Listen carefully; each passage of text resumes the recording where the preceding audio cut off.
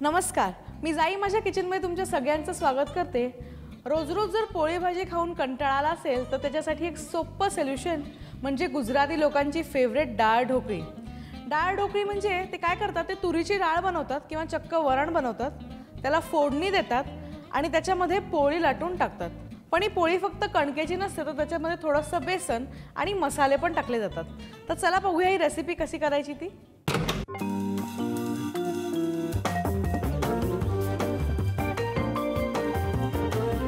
तर सगळ्यात आधी आपण एक प्रेशर कुकर घेऊया। त्याच्यामध्ये आपण ही तुरीची डाळ जी भिजवून ठेवली आहे ती टाकूया। त्याच्यामध्ये थोडीशी हळद टाकूया आणि थोडासा हिंग। तर माझ्याकडे हे जे आहे ते भाजलेले आणि सोललेले शेंगदाणे ते आपण थोडेसे ह्याच्यामध्ये टाकून घेणार आहोत। थोडं पाणी टाकूया, एकदा छानपैकी मिक्स करून घेऊया आणि आता गॅस ऑन करून प्रेशर कुकरचं झाकण लावूया।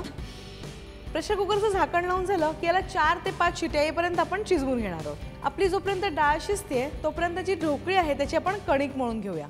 तर ही जी ढोकळीची कणिक आहे त्याच्यासाठी आपण गव्हाचं पीठ एका बोलमध्ये घेऊया। त्याच्यामध्ये आपण थोडंसं बेसन टाकणार आहोत। ह्याच्यात थोडासा हिंग टाकून घेऊया, थोडीशी हळद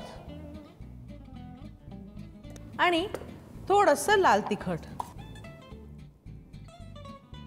लाल तिखट घातल्यानंतर आता आपण ह्याच्यामध्ये घालूया मीठ,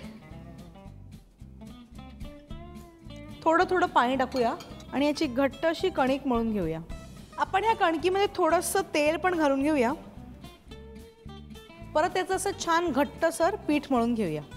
आता ही जी आपण कणिक मळून घेतली आहे आपण हिला लाटून घेऊया। त्याच्यासाठी ह्याचे आपण आधी 2 भाग करूया आणि आता आपण ह्याच्या चॉपिंग बोर्डवर थोडंसं पीठ टाकूया आणि याला पातळ असं लाटून घेऊया। आता आपण ही जी पोळी लाटून घेतली त्याला आपण कापून घेऊया। आता आपण ह्याच्या स्ट्रिप्स कापून घेतल्या आहेत। आता ह्याला आपण असं कापून घेऊया। तुम्ही ह्याला कोणत्याही शेपमध्ये कापून घेऊ शकता। आपली ढोकळी तयार आहे आणि आपण ही जी डाळ आता प्रेशर कुकरमध्ये शिजत टाकली होती त्याला पण 4 ते 5 शिट्या आलेल्या आहेत आणि डाळ ही चांगली शिजलेली आहे। ती एका चमच्याने आपण चांगली घोटून घ्यायची आहे छान। आणि आता या डाळीला आपण फोडणी देऊया। तर फोडणीसाठी आपण एक पॅन घेतलेला आहे नॉनस्टिक, त्याच्यामध्ये आपण थोडंसं तूप गरम करून घेऊया आणि हे तूप थोडंसं मेल्ट झालं की आपण ह्याच्यामध्ये टाकूया मोहरी। तर आता आपली जी मोहरी आहे ती छान तडतडली आहे, त्यामध्ये थोडेसे आपण मेथीचे दाणे घालून घेऊया आणि थोडंसं हिंग। हिंग घातल्यानंतर थोडासा कढीपत्ता पण आपण घालून घेणार आहोत। कढीपत्त्याचा एक छान असा वास येतो। माझ्याकडे या सुकलेल्या लाल मिरच्या आहेत, त्या मी अशा नुसत्या हाताने तोडून फोडणीमध्ये घालणार आहे। आता आपण ही जी फोडणी आहे ती छानपैकी मिक्स करून घेऊया आणि थोडासा या डाळीला तिखटपणा येण्यासाठी माझ्याकडे हिरव्या मिरचीची पेस्ट आहे, ती आपण थोडीशी ह्याच्यात घालून घेऊया फोडणीमध्ये। तर आता आपली डाळीची ही फोडणी तयार झालेली आहे। आपण ह्याच्यामध्ये ही शिजवलेली डाळ सगळी ॲड करूया। आपण ही डाळ घातल्यानंतर व्यवस्थित मिक्स करून घ्यायचं आहे आणि ही जी डाळ ढोकळी असते त्याची डाळ थोडीशी आपण आता पातळ ठेवायची आहे, कारण का ही जी आपण केलेली ढोकळी आहे ती आपण ही शिजवणार आहोत ह्याच डाळीमध्ये। आणि या ढोकळीमध्ये आपण जे पीठ यूज केलंय ती आपण ही ढोकळी डाळीत सोडली की थोडासा डाळीला घट्टपणा येणार आहे। त्याच्यामुळे आता सध्या आपण थोडंसं पाणी घालून घेऊया डाळीत, मिक्स करायचं आहे आणि थोडंसं डाळीला गोडपणा येण्यासाठी आपण गूळ घालून घ्यायचं आहे।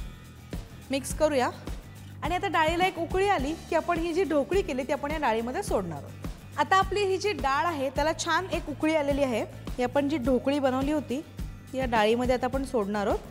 चला आता आपण ही जी आपण सगळी जी ढोकळी केलेली आहे ती डाळीत घालून घेतली आहे। थोडीशी घट्टच आहे डाळ, त्याच्यामुळे आपण थोडं अजून हलकंसं पाणी घालूया ह्याच्यामध्ये आणि आपण एक गोष्ट जी घालायला विसरलोय, मीठ, त्यात आपण घालून घेऊया।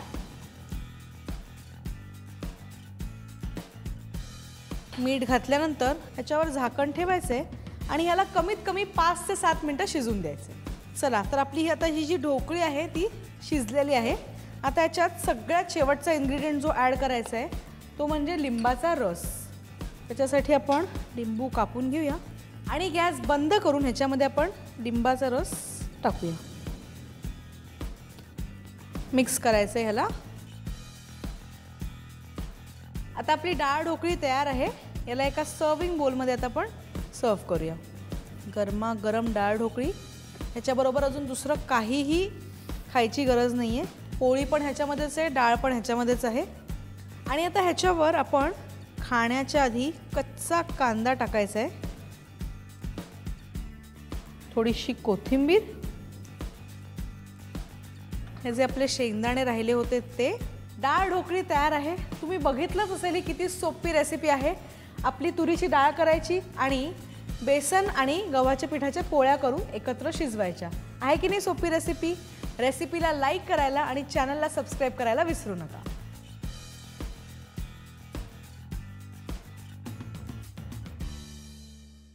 For more such delicious recipes, stay tuned to Sanjeev Kapoor Khazana.